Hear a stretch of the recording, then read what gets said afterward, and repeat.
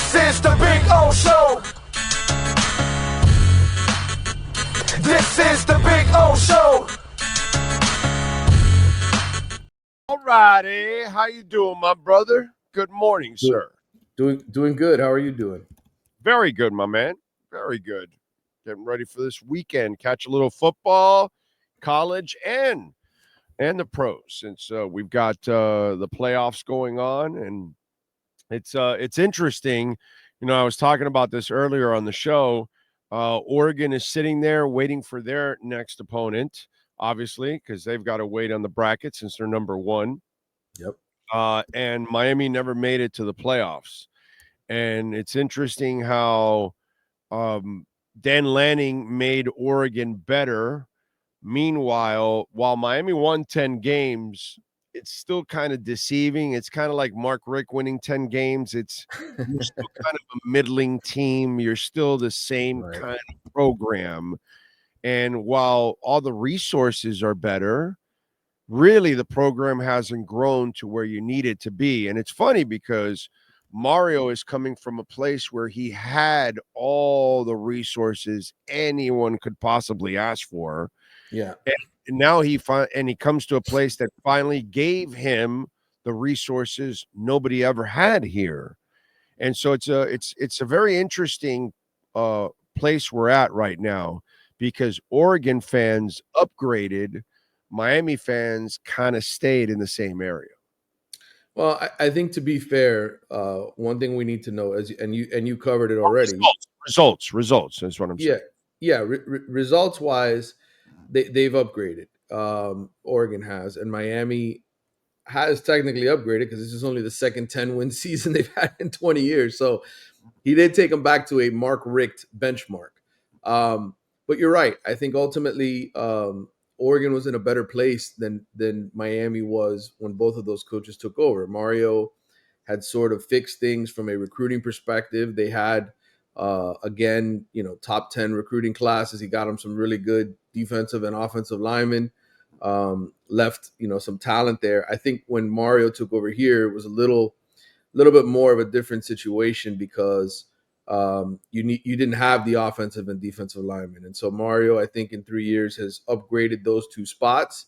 Still has work to do. Still has to get the secondary right. And then needs to win the games he's supposed to win, which he didn't do at Oregon either, by the way. Okay, right. Which is similar. So, yeah, I mean, I think ultimately, if you want, what you want as a Miami fan is for next year to not be a step back. If it's a step back in year 4, even without Cam Ward, you feel really bad about the situation. You are not any different than you've been for the last 20 years. And so this is a prove it season for Mario Cristobal. He has to prove that what he's been building for 3 years is sustainable. That's what they paid him $80 million to do. Make a sustainable winner. Whether or not Miami wins the ACC, wins, gets into the college football playoff, I mean, it's kind of by a razor's edge, right? I think if they lose 2 of their first 3 games and win 9 in a row or whatever to end the year, they're probably in the playoff. It's just the way, things broke down in terms of, the order of the way the season goes and all that kind of stuff. So I think, they're on the cusp of where they want to be. They're just not there yet. And he's got to cross that threshold. Yeah. Let's see if it happens. But right now, Oregon fans are really happy, and Miami fans are still not happy with what's going on. And that's a sad. And the sad part is that, yeah, I understand that winning a bowl game is progress because you never win a bowl game. But beating Iowa State at the Pop-Tarts Bowl, that's not really something that gets me really jacked. You know what I'm saying? Right. I understand it's still a win, but you've got to do better than the Pop-Tarts Bowl at the end of the year, bro. I mean, listen, what's crazy is they've only won, and again, this is the despair Miami has been in, because I think everybody just sort of forgets, because they've had good recruiting classes and a couple of good players the last few years. It's like, you've won 2 bowl games in 20 years, right? I mean, the MPC Computers Bowl and whatever the Pop-Tarts Bowl was before.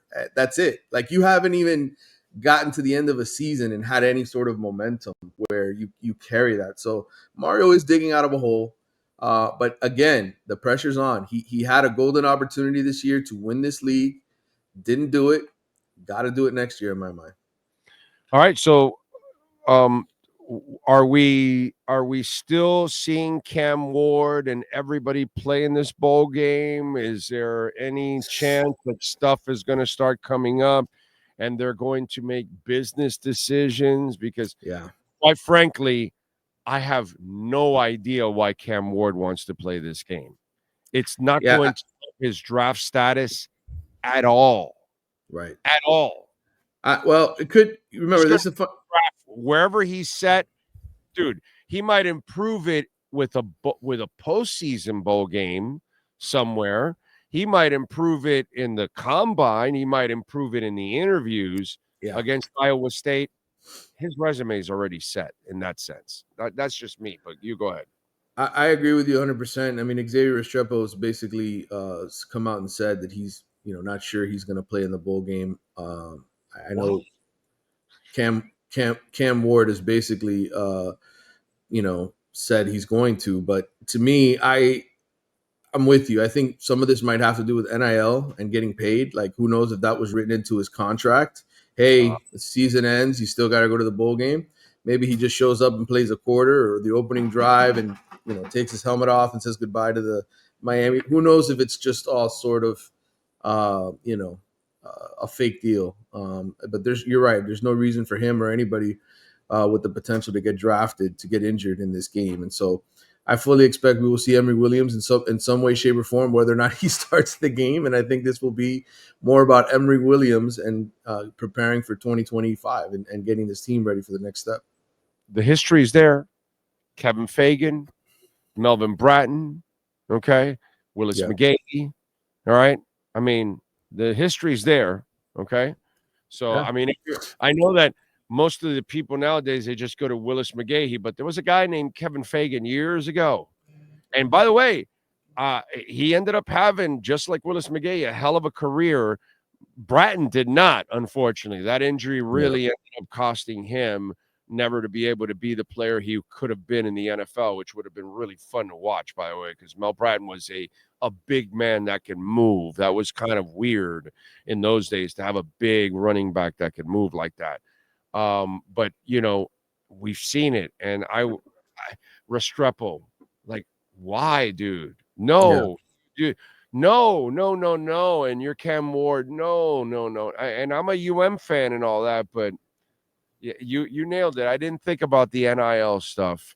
That might be the only reason, but does Cam Ward really, wouldn't he just get prorated, knock that money out and just, forget it? Yeah, I mean, it just depends what was written to his contract, whether or not, maybe there's a last lump sum that he collects, and maybe he told Mario he would do it.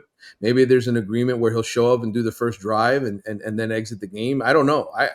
Look, in the end, it's a completely meaningless game. Whether or not you get to 10 or 11 wins anymore in college football is completely meaningless if you don't make the playoff. The playoff has completely changed the way you look at a successful season. Before the playoff, hell, yeah, that'd be awesome. Get 11 wins. When was the last time Miami did that?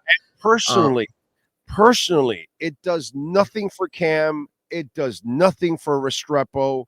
It's not going to help them move one spot up. You know what will help Cam move up more? When he goes into those meetings and they're asking him about all the X's and O's and questions, and he knocks it all out of the park and he says this, that, I would have done this, I would have done. Then they're going to go, oh shit, this kid not only is he athletic, he knows exactly mentally, so he's going to transfer and make the transition faster. He moves up the slot.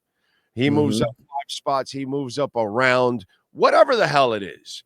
That's what's going to get him. Or he goes to a bowl game and he goes to the East-West of the senior and he has a hellacious week, in a week where he meets guys that he's never played with and all of a sudden grasps the NFL coaching and all that. And then that also triggers something. Those are the kind of things that are going to affect the Pop-Tarts Bowl.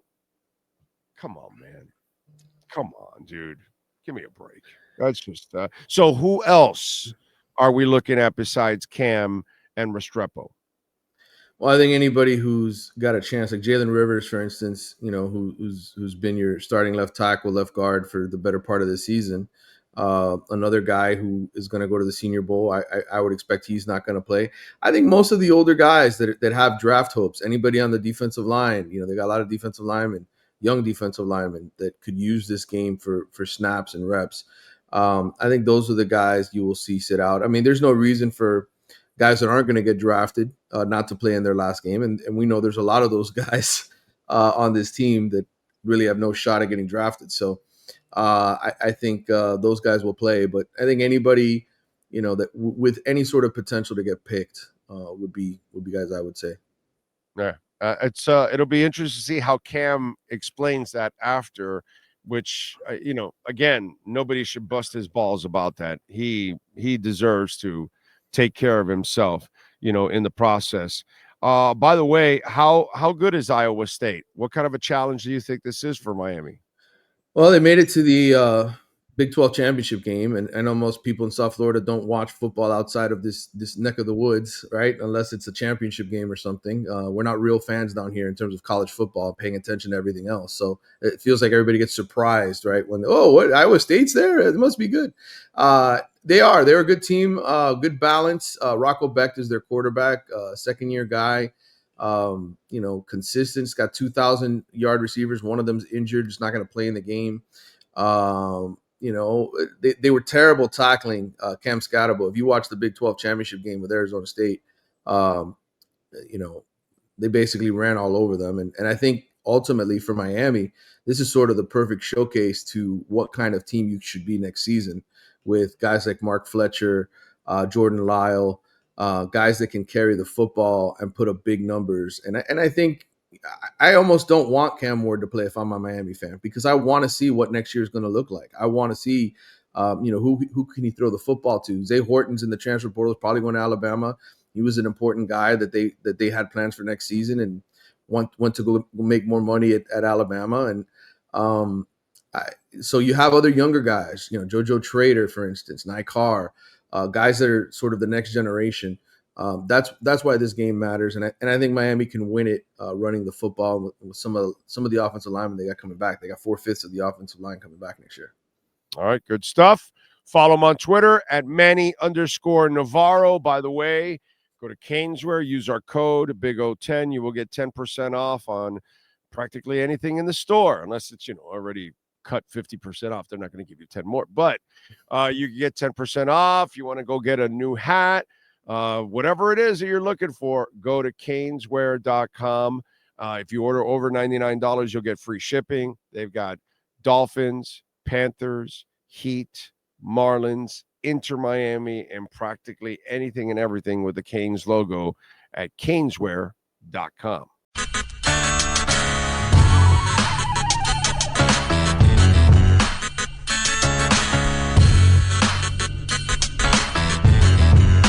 This is the Big O Show. This is the Big O Show.